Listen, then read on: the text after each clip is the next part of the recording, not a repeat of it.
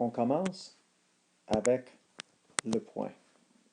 C'est un sommet. Ensuite, nous avons deux sommets connectés par une ligne. Ensuite, il y a trois sommets connectés par des lignes et ça forme un triangle. Le carré a quatre sommets. Pentagone a 5, hexagone a 6, et ça continue 7, 8, 9, 10, et ça peut continuer à jamais. Et qu'est-ce qui arrive avec le plus de sommets? Est-ce que vous voyez une régularité, un pattern, en ce que ça fait quand on ajoute plus de sommets et plus de côtés? À quoi est-ce que ça approche? Le cercle, qui a un infini de côtés. Dans le cercle, il y a quelques parties particulières que nous devons connaître. Le premier, c'est le rayon. Le rayon est une ligne droite qui passe par le centre jusqu'à l'extérieur du cercle. Ensuite, il y a le diamètre, qui est une ligne droite qui passe d'un côté du cercle à travers le centre et continue jusqu'à l'autre côté du cercle. Le troisième, c'est la circonférence. La circonférence, c'est la distance autour du cercle. Nous connaissons ça comme le périmètre d'un cercle. Circonférence égale le périmètre d'un cercle. Pour trouver la circonférence, le périmètre d'un cercle, il y a deux formules que nous pouvons utiliser. Le premier, c'est que la circonférence égale pi d. Pi est un nombre qui a une valeur de 3,14. En effet, il y a beaucoup plus de places de décimales, mais pour nous, on va utiliser la forme simple qui est 3,14.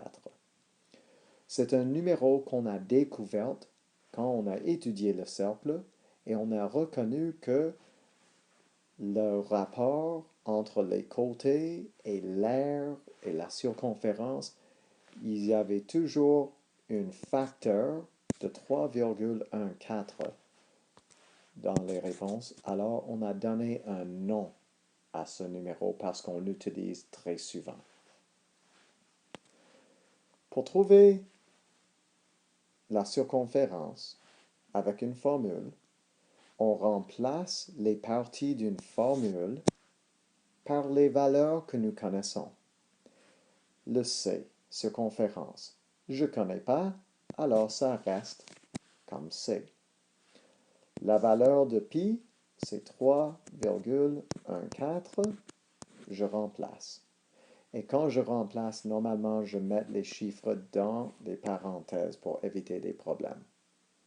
Ensuite, le D, dans ce cas, c'est 6 cm et la circonférence va être 3,14 fois 6. L'opération entre les deux, c'est la multiplication, ce qui donne une réponse de 18,84 cm. L'autre version de la formule, c'est si on est donné le rayon au lieu du diamètre, on peut le faire comme 2πr, parce que le d, le diamètre, égale 2 fois le rayon. On pourrait faire 2r pi pour la formule, mais c'est standard de simplement dire 2πr. Alors, même chose, je ne connais pas le C, alors ça reste comme un C. Le 2, je connais. Pi, je connais. R, je connais. Je remplace toutes ces parties et ça va me donner exactement la même réponse. Parce que 2 fois 3 égale 6, comme l'autre fois. Maintenant, c'est à vous avec cet exemple. Vous êtes donné que le diamètre est 9 cm. Essayez de trouver la circonférence en utilisant les deux formules en montrant tes étapes. Après que vous l'avez trouvé, vous pouvez continuer avec la vidéo, mais appuyez sur la pause pour maintenant. Alors, vous avez remplacé pi par 3,14. Vous avez remplacé d par 9 cm pour une réponse de 28,26 cm. À l'autre côté, tu as le 2,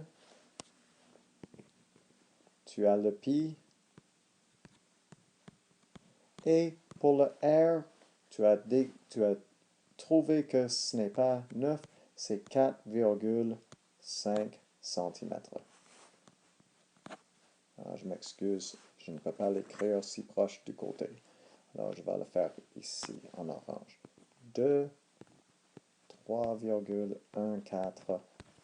Et pour le R c'est 4,5 cm. Et tu auras exactement la même réponse de 28,26 cm.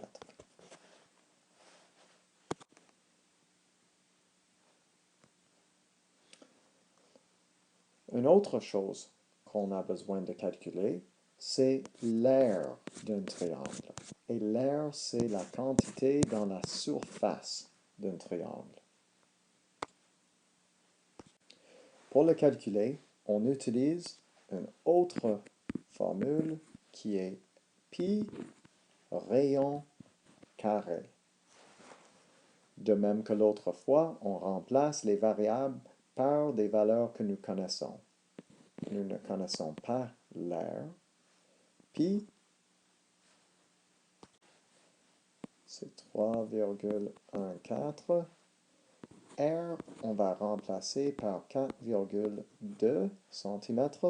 Et n'oubliez pas le carré. Ensuite, on a besoin de suivre PEDMAS. Pour faire le PEDMAS, on regarde et dans les parenthèses, il n'y a pas d'opération. Alors, P, c'est fini. Ensuite, c'est exposant. Alors, on a besoin de faire 4,2 carré.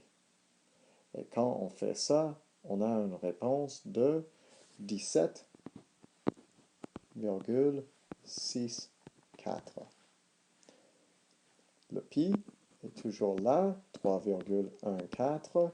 Et l'opération entre les deux, c'est multiplication. Alors, on va multiplier les deux pour une réponse de 55,389,6 cm. Et parce que l'aire est un calcul de deux dimensions, la longueur et la largeur, c'est deux dimensions, alors c'est centimètres carrés. Est-ce qu'on a besoin de 4 places de décimales? Non, pas vraiment. Normalement, on reste avec une ou deux places. Alors, je vais arrondir basé sur le 9 et je vais arrondir ça à 55,39 cm carrés.